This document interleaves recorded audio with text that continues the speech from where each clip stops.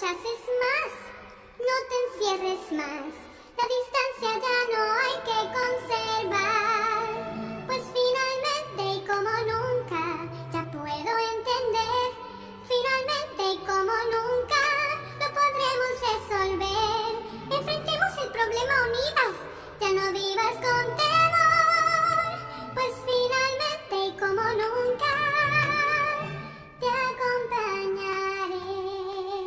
Ana, vuelve a tu hogar, debes vivir y disfruta el sol, las puertas de abrir. Sí, pero no sé qué buena es tu intención. Yo sola estoy más libre, soy también. Aléjate y sálvate de mí.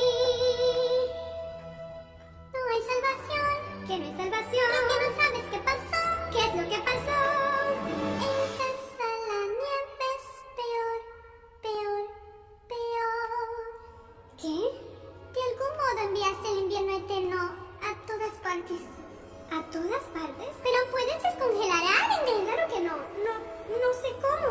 Claro que puedes, sé que puedes.